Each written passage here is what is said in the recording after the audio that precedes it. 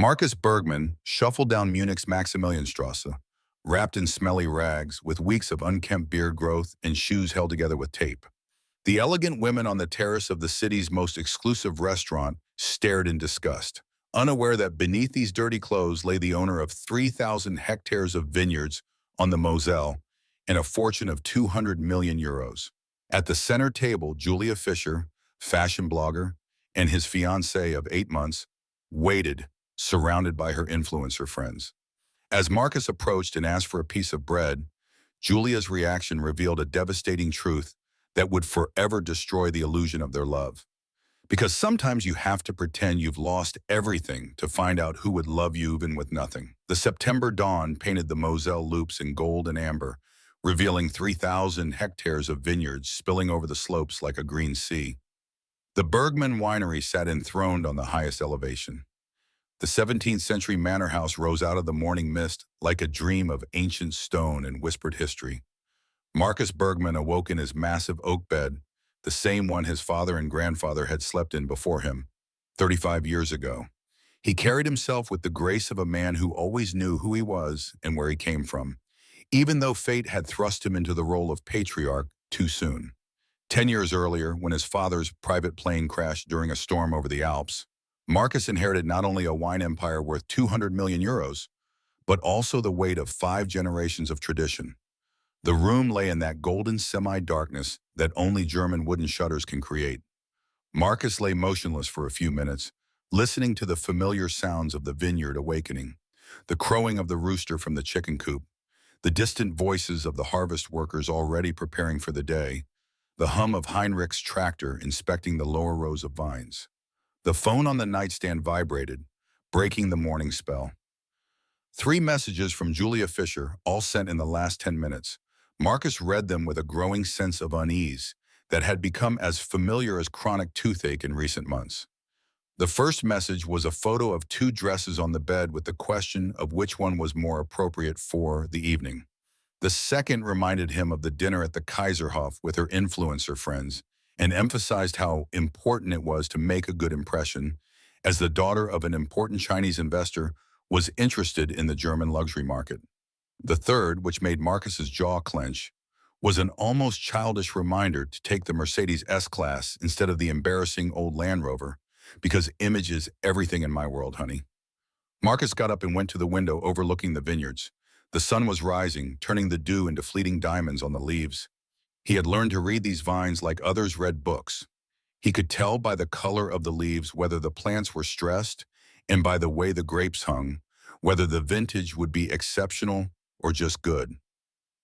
8 months with Julia Fisher, and he still couldn't tell if this relationship was love or a business transaction disguised as romance.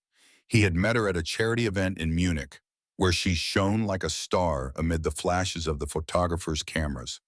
A fashion blogger with 300,000 followers, daughter of a wealthy but not rich lawyer, beautiful in that studied and perfect way that Instagram had made the norm. At first, he was fascinated by her energy, the way she turned every moment into a photo opportunity, the ease with which she navigated the world of social media, which was foreign to him. But over time, he noticed disturbing details. There was the way her eyes lit up when he mentioned new investments or acquisitions, a predatory gleam that lasted a fraction of a second before being replaced by loving interest. There was the frequency with which she posted photos of the mansion, always tagging luxury brands and using hashtags like Eine Winzerleben, Eine Winemaker's Life, and Mosel Luxus Weinerben, Moselle Luxury Wine Heiress. The latter was particularly annoying as the inheritance was not hers. Above all, there was a complete absence of conversations about the future that did not involve million-dollar projects. Never a word about family, children, growing old together. Only plans to open luxury hotels in the vineyards, turn part of the winery into an exclusive resort, monetize the Bergman brand, as she said one evening, with an enthusiasm that made her seem more like a CEO than a friend. Marcus went down to the kitchen, where Mrs. Mueller, the housekeeper who had been working at the winery for 40 years, had already made coffee. Mrs. Mueller had practically raised Marcus after his mother died when he was 10, and she read his face like an open book. The woman, 65 years of peasant wisdom, watched him as he drank his coffee in silence. Then she simply said that the young gentleman looked as if he had an important decision to make. Marcus smiled bitterly. Mrs. Mueller had always had a gift for seeing through people. He admitted that he was thinking about Julia, about their future. Mrs. Mueller nodded slowly. Then, with the candor that only years of familiarity allow, she remarked that Miss Julia was as beautiful as a painting. But paintings were for looking at, not for living with. She added that Marcus's late mother, a woman of modest origins whom his father had loved passionately, was worth 1,000 Julias because she could see the beauty of a sunset without having to photograph it. Mrs. Muller's words accompanied Marcus as he walked through the vineyards that morning. The harvest workers greeted him with genuine respect, not the subservience reserved for distant masters, but the kind earned by working side by side at every harvest. Wilhelm, the 70-year-old foreman who had already served his grandfather, showed him some particularly promising grapes. As they discussed the best time to start harvesting, Marcus noticed how his hands caressed the grapes with the same tenderness with which one touches a newborn baby. This was his world, truly rooted in the earth, light years away from Instagram filters and social media strategies. At that moment, with the rising sun and the smell of damp earth in his nose, the idea took shape in his mind. A test. Cruel perhaps, but necessary. In the drawer of his study lay his grandmother's ring, a simple but perfect solitaire that his grandfather had bought by selling his first vintage Riesling. Marcus had planned to propose to her next month on their first anniversary, but first he had to know. He returned to the mansion and called Thomas Richter, his best friend since college and now the estate manager.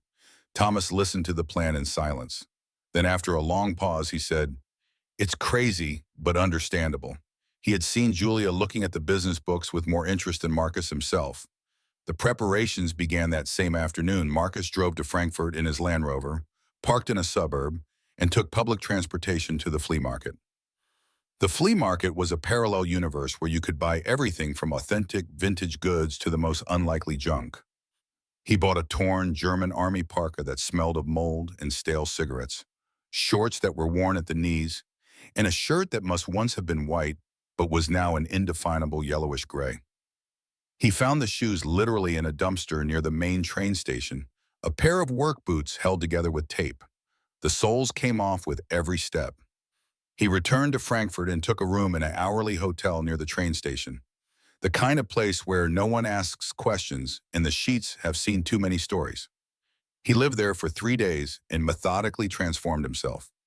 He stopped washing, let his beard grow, slept in his clothes to give them the worn look that only the street can impart. He studied the real homeless people at the train station, the way they walked with shoulders bent under the invisible weight of failure, how they avoided eye contact but at the same time desperately sought recognition of their humanity. He learned to shuffle his feet, scratch compulsively, speak with the broken cadence of someone who hadn't had a normal conversation in months. He also created a detailed story. Johann Schmidt, former owner of a small winery on the Moselle, ruined by gambling debts. His wife had left him and taken the children with her. The house had been foreclosed, and he had been living on the streets for 6 months. He had chosen elements from his real life, distorted enough to be unrecognizable, but authentic enough to sound true. During those 3 days, he kept contact with Julia to a minimum. He told her there was an emergency with a fungus attacking the oldest vines. He had to stay in the vineyard day and night. She had reacted with barely concealed annoyance, more concerned about having to go to dinner alone than about the health of the vines that were the heart of the Bergman legacy. Julia's last message was revealing. She complained that she had to make up an excuse for his absence, that her friends expected to see the millionaire boyfriend she talked about so much. Not a word of understanding for his work. No genuine "I miss you," just concern for her image. The day of the dinner came quickly. Marcus took the early morning train to Munich. He spent the afternoon near Marienplatz, sitting on the steps with a cardboard sign in front of him with shaky writing. "Hungry, please help." Some tourists threw him coins, which he collected with exaggerated gratitude. A policeman told him to move on, and he obeyed with the submissiveness of someone who has learned that resistance is futile. At 7 p.m., he approached the restaurant. The Kaiserhof occupied the top floor of a historic building with a breathtaking view of the Frauenkirche. Marcus had dined there dozens of times, knew the head waiter Stefan, the sommelier Franz, even the owner Mr. Zimmerman, who bought Bergman wines for his private cellar. But on this evening, he was a ghost. Worse, he was a disruptive element to be eliminated. He managed to get into the building by mingling with a group of Japanese tourists. Then he took the service staircase instead of the elevator. When he entered the restaurant through the kitchen door, the staff was too busy to stop him immediately. The dining room was exactly as he remembered it, a triumph of whispered elegance. Murano chandeliers created subdued lighting effects. Tables with the purest linen tablecloths. The discreet clinking of crystal glasses that cost more than a worker earned in a week. The scent of truffles and champagne permeated the air like an expensive perfume. And there, at the center table with the best view of the illuminated square, sat Julia. The red Valentino dress she wore. Marcus knew because he had seen her buying it and had seen the $8,000 bill. It hugged her perfect body like a second skin. Her blonde hair was pinned up in an elaborate hairstyle that must have taken hours at the hairdresser's. She laughed with that studied way of throwing her head back to show off her swan neck. She was surrounded by her usual entourage. Vanessa Richter, fashion influencer with 500,000 followers, famous for her luxury hauls, where she spent in one video what a normal family earned in a year. Do you like this story? Give it a like and subscribe to the channel. Now let's continue with the video. Clara Bauer, PR for a French fashion brand, always dressed in next season's clothes, always with the expression of someone who knows something you don't. And Sophia Hoffman, heiress to the Swabian textile empire, equally bored and spoiled. Marcus took a deep breath and smelled his own unwashed body, a mixture of stale sweat, moldy clothes, and that indefinable patina that the street leaves on those who inhabit it. He straightened up as much as possible in his new posture of defeat and approached the table. Sophia was the first to notice him. Her aristocratic nose wrinkled as if she had smelled something dead. Then Kara, who instinctively recoiled and pulled her Hermes bag closer to her body. Vanessa already had her phone in her hand, ready to document anything interesting that might happen. But it was Julia's gaze that Marcus would never forget. First confusion, then recognition of the situation. Finally, pure, unfiltered, total disgust. The blue eyes that he had seen light up with what he thought was love now looked at him as one looks at a particularly disgusting insect that has dared to invade one's personal space. At that moment, before he even said a word, Marcus had his answer, but now it was too late to back down. The test had begun. Julia Fisher's reaction was a dagger to Marcus's heart. Not just disgust, but pure contempt shone in her blue eyes as she looked him up and down. The woman who had whispered eternal love to him just a week ago now looked at him as if he were particularly disgusting trash. Marcus played his role perfectly and asked for just a piece of bread in a hoarse voice.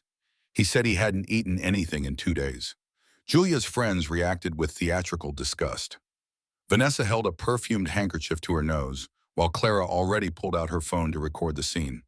When Marcus mentioned that he had been a winemaker and owned vineyards on the Moselle, Julia exploded into cruel laughter. The same woman who knew every detail of his passion for winemaking, who had listened for hours to his stories about different vintages, now openly mocked this veiled confession. The words that followed were even more devastating. Julia and her friends began to discuss him openly, as if he were not present, as if he were an inanimate object. Vanessa suggested calling security. Clara philosophized about the need to cleanse the streets of such elements. Sophia quoted her industrialist father, who espoused the same theory. But the final blow came when Marcus noticed the ring on Julia's finger. It wasn't the 3-carat solitaire he had given her, an heirloom from his grandmother, but a new, more conspicuous, unfamiliar ring. When he inquired about it, trying to maintain a neutral tone despite his boiling blood, the truth came to light in all its brutality. Vanessa revealed, with the unconscious cruelty of someone without a filter, that the ring was a gift from Stefan Muller, son of a Baumanate. Julia kept him as a plan B, in case her winemaker boyfriend wasn't ambitious enough. The ensuing laughter and comments about Stefan's physical presence compared to the smell of earth and grapes of certain winemakers completed the picture. Marcus pulled the last element of his test out of his pocket, a dried grape from the Bergman vineyards. He placed it on the table and said it came from the winery of his old friend Marcus Bergman, Watching the horror spread across Julia's face as she realized the terrible truth. The color instantly drained from the girl's face. Her friends looked at her in confusion as she stared at the grape as if it were a live bomb. Marcus left, escorted by security, without turning back, even though he heard Julia jump up and call his name in a voice broken with panic. The night after the restaurant debacle was hell for Julia Fisher. In her Munich apartment, paid for by Marcus, she clung to the dried grape like a lifeline. His calls went unanswered, her desperate messages unread. When her friends learned that the homeless man was Marcus Bergman, a wine mogul with a fortune of 200 million euros and cover star of Manager magazine, they understood the extent of the disaster. Thomas Richter, Marcus's administrator, called with ice-cold news. Apartment cleared, all privileges terminated immediately. Julia's social downfall was spectacular. Homeless Gate went viral. The video of her cruel reaction shared millions of times. Of her 300,000 followers, 100,000 sponsors fled.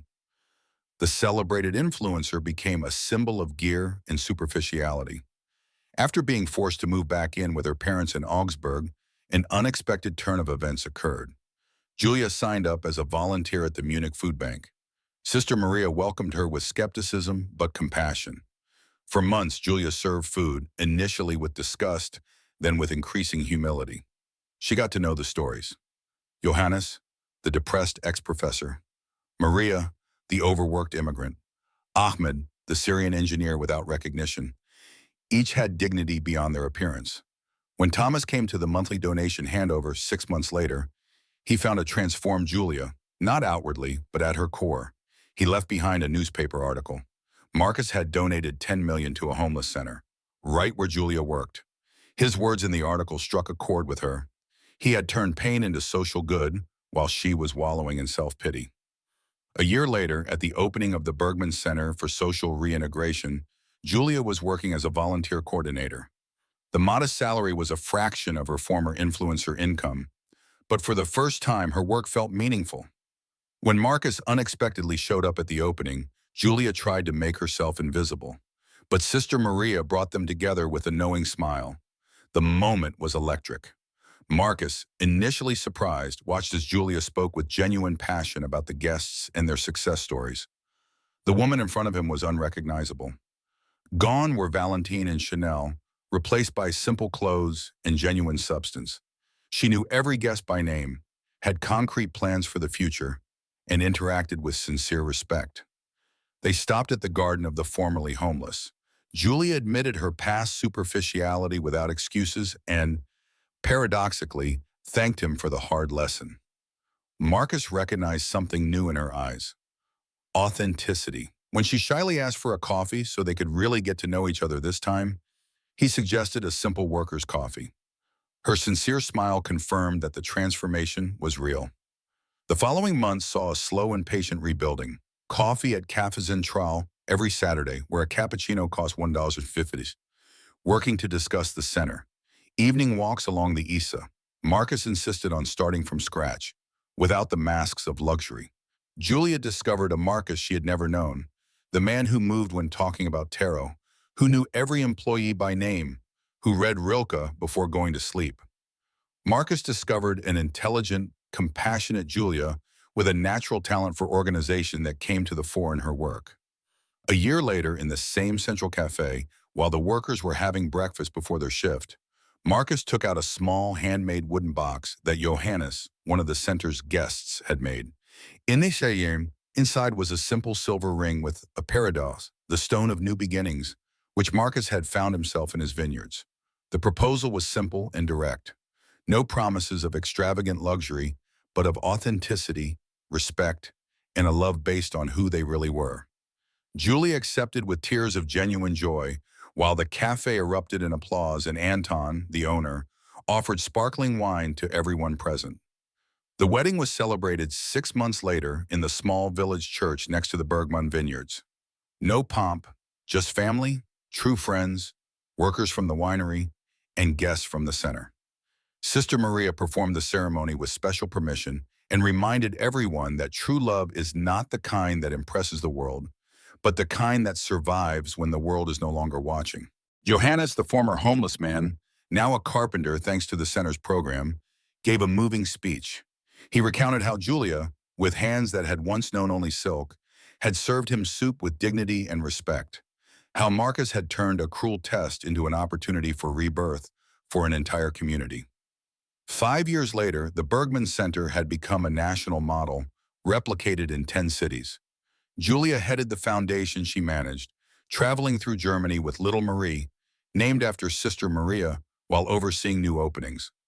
One autumn evening, while Marcus was checking the final harvest with his daughter in his arms, a journalist from Der Spiegel called for an interview about the power of redemption in social entrepreneurship.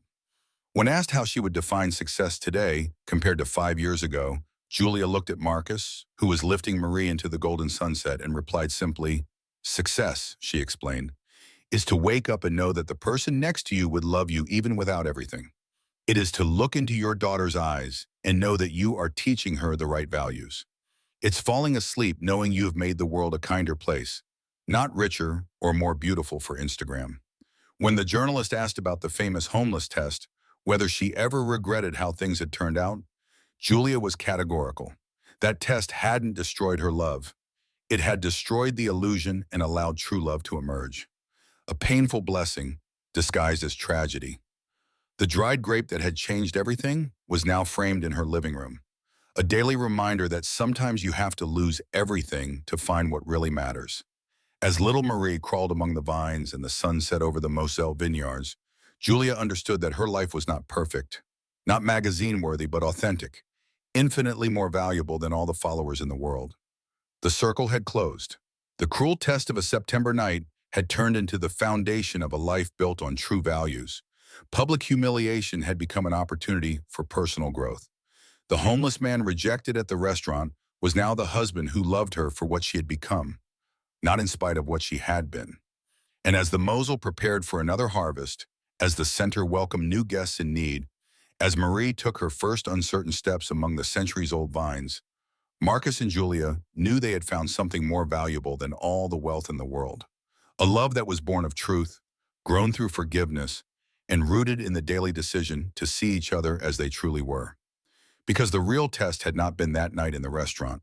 The real test was every day that followed, when they chose to love each other without masks, without filters, without illusions. And unlike the first test, they passed this one together, one day at a time. If you believe that true love can withstand any test, comment with your opinion. Was Marcus's test justified? Share if you think kindness is worth more than money. Subscribe for more stories about redemption and true love. Because in the end, the true test is not how much you are willing to give to those you love, but how you treat those who cannot give anything back. And true love is not the kind that endures when everything is going well, but the kind that is reborn stronger after seeing the worst.